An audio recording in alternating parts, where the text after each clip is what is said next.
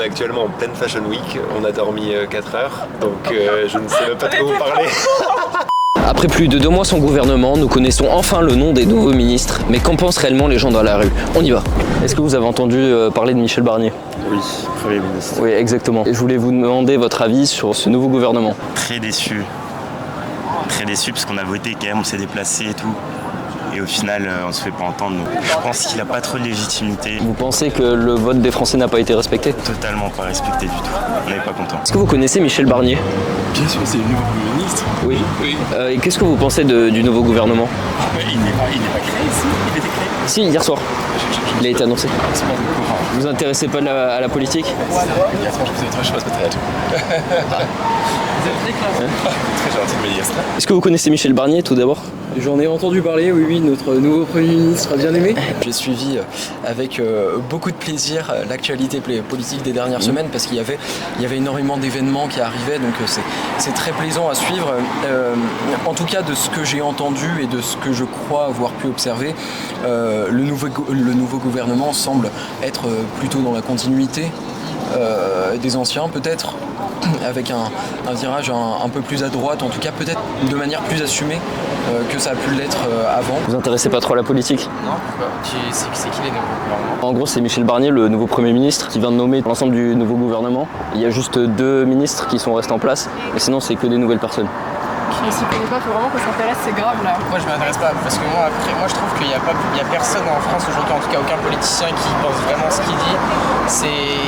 Pour moi la droite et la gauche ça n'a plus aucun sens. Les gens de gauche ils ont des idées de droite, les gens de droite ils ont des idées de gauche et il n'y en a aucun qui est vraiment cohérent avec ce qu'il dit. Qu'on vote ou pas, j'ai l'impression qu'on n'écoute pas trop ce qu'on dit, mais c'est pas la première fois, ça fait depuis longtemps.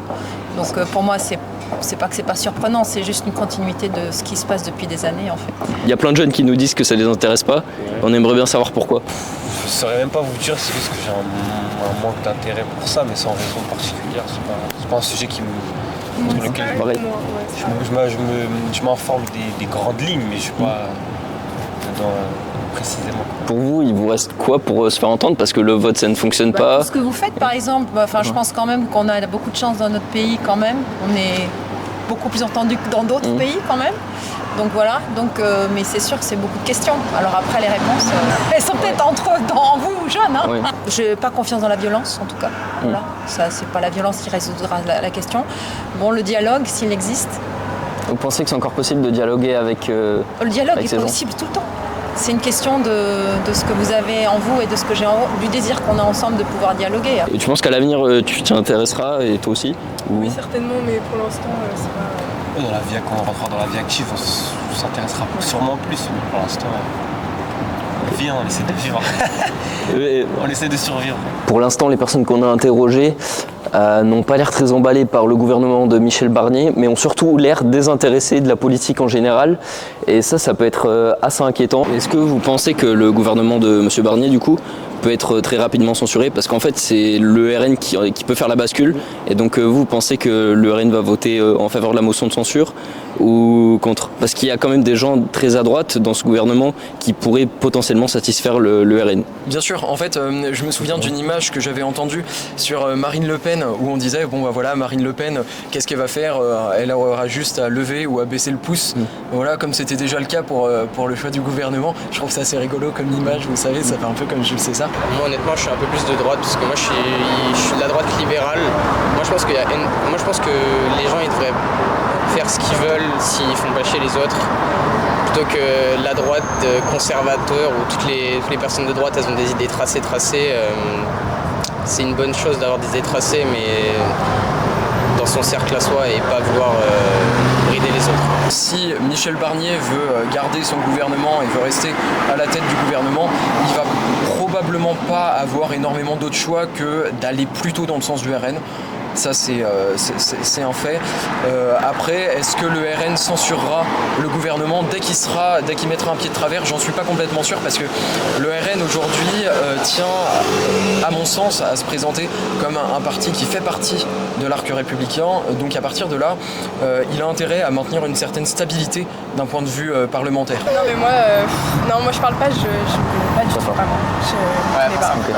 Okay. Comme pas donner Donc, vous retrouvez plus en Macron par exemple, et c'est le plus libéral des candidats là parmi l'échiquier politique actuel. Ouais, Macron en fait il a des bonnes idées, mais Macron j'ai pas l'impression qu'il est super honnête sur tout ce qu'il dit. Même si de toute façon c'est tous des politiciens, ils savent tous à peu près ce qu'ils font, mais c'est jamais très honnête et c'est toujours basé sur le problème d'avoir le plus d'électeurs possible. C'est la course aux électeurs, il n'y en a pas un vraiment qui est sur une idéologie et qui fait un parti sur toute cette idéologie-là. Vous pensez que c'est pas par conviction mais juste par intérêt qu'ils font ça? Une bonne partie, ouais. En tout cas 90% et le 10% des gens qui le font, personne ne les connaît. Est-ce que vous avez entendu parler de Michel Barnier? Bah oui, bien sûr. Hier il a proposé son nouveau gouvernement, vous en pensez quoi? Ce que j'en pense, je lui souhaite bon courage parce que je sais pas trop ce qu'ils vont pouvoir faire. Vous pensez qu'il va être très rapidement censuré son gouvernement? A priori, je pense que non, parce que si le président a choisi Michel Barnier, c'est qu'il doit être à peu près assuré qu'il va pas être censuré. Je n'attends rien de ce qu'ils vont faire et surtout ils soutenaient pas du tout certaines causes sociales et tout, du coup ça me... Enfin, j'attends plus rien donc je vais pas perdre mon temps pour ça quoi. Qu'est-ce que vous pensez du nouveau gouvernement? Pas grand-chose, assez décevant, c'est tout. C'est des gens qu'on connaît déjà en partie, qu'il n'y a pas de projet, c'est en tout cas pas excitant. Voilà. Pour vous, c'est la continuité de ce qui existait déjà auparavant? Ouais, c'est vraiment sans intérêt, sans force et sans lumière. Hier, il y a Michel Barnier qui a nommé son nouveau gouvernement. Qu'est-ce que vous en pensez? Alors, on est actuellement en pleine Fashion Week, on a dormi 4 heures, donc je ne sais même pas de quoi vous parler. Ah, vous n'avez pas suivi l'actualité? Pas du tout. Alors, vous êtes bien désintéressé de la politique un peu? Un petit peu, ouais. Je suis un peu un boomer de la politique, là. Ah oui. Mais est-ce que vous pensez qu'à travers la mode, par exemple, on peut faire passer des messages politiques ou montrer ses engagements? Il faut, il y en a beaucoup qui le font. Moi, j'avoue que ne m'y intéressant pas beaucoup, j'ai du mal à le faire, mais ouais, si, il faut passer les messages à travers chaque art et chaque domaine, ouais. Et pour vous, le vote des Français a été respecté? Non. Mais je ne sais pas s'il aurait pu l'être respecté avec 3 blocs. C'était un peu compliqué, il aurait fallu faire une coalition au niveau de l'Assemblée nationale, ce qui n'a pas été le cas. Donc c'est vrai que c'est assez surprenant ce qu'on vit. Pour vous, du coup, est-ce qu'on est encore dans une démocratie ou pas? Est-ce que je suis satisfaite? Non, mais en même temps, de la dire que c'est pas une démocratie, je pense que... Enfin, je regarde les pays autour et je me dis qu'on a quand même de la chance, donc je suis un peu mesurée là-dessus, quoi. Pour vous, c'est juste le prolongement de ce qui se passait déjà avant? Ouais. Ok. Là, c'est une tactique politique.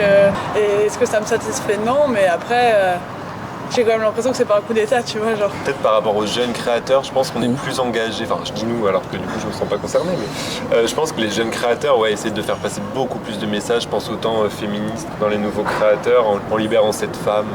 Vous pensez qu'il y aura une prochaine dissolution l'année prochaine? Oui, je pense que ça ne va pas durer longtemps, qu'on est parti juste pour une année, on va voter le budget et puis il ne va pas se passer grand-chose. D'accord. Et vous pensez qu'il y a une possibilité que Macron démissionne ou ça reste juste une fable? Non, il va rester jusqu'au bout. Monsieur Macron, ça fait maintenant depuis 2017, on est en 2024, il est au pouvoir, il a survécu à un nombre de crises politiques qui est quand même sans précédent. Est-ce que vous pensez vraiment qu'il va démissionner avec une assemblée qui est un petit peu moins de son bord? On ne peut pas changer de république comme ça, parce que bon, cela, le moyen... Toutefois, si le gouvernement tombe, ça va poser un problème, parce que je vois pas ce que le président peut faire, il peut pas dissoudre. La seule chose qu'il peut faire, c'est dire au revoir.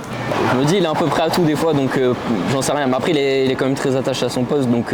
Bien sûr, c'est quelqu'un qui semble être assez, oui, comme vous dites, accroché à son poste. Et voilà, il a été nommé. Je suis pas Monsieur Macron, je ne le connais pas personnellement. Personnellement, ça m'étonnerait de ce que j'ai vu dans les dernières années qu'il démissionne du jour au lendemain parce qu'il s'est pris une cascade, parce que la politique est plus forcément de son bord en France. Vous pensez qu'il va démissionner dans les années à venir, ou dans l'année à venir surtout? S'il y avait une crise politique, il n'y a plus que cette carte-là. Après, on ne sait pas ce que le président... il est président, il fait un peu ce qu'il veut, c'est la 7e. Donc, Mais de toute façon, redissoudre, le résultat sera le même. Je parierais pour, si ça se passe mal, le président dit goodbye parce qu'il a plus autre chose à faire. Mais ça serait pas bon pour la 5e. Le président, il peut pas s'en aller comme ça serait dramatique. Hein. Enfin, dramatique, c'est la vie. Hein. Et je pense honnêtement qu'il y a une bonne partie des électeurs de gauche qui sont passés de la droite à la gauche parce qu'il y a beaucoup plus de personnes qui aujourd'hui votent à gauche, qui du coup sont passés à gauche pour avoir plus d'électeurs. Vous voyez comment l'avenir? Parce que je vois que vous êtes assez jeune quand même, et la plupart des gens qu'on a interrogés étaient un peu désespérés par les situations, enfin ils ne savaient pas où on allait, ils n'avaient aucune perspective. Vous, est-ce qu'en tant que jeune, vous avez quelques perspectives d'avenir? Bien sûr, déjà j'ai la perspective de vivre. Ça c'est la première chose, j'ai toute la vie devant moi et j'ai cette grande chance. Le deuxième point c'est que moi je vis vraiment en cultivant l'espérance et je crois que en fait c'est pas nécessairement être optimiste, mais de toute façon on vivra, qui vivra verra et on verra ce qui nous arrivera.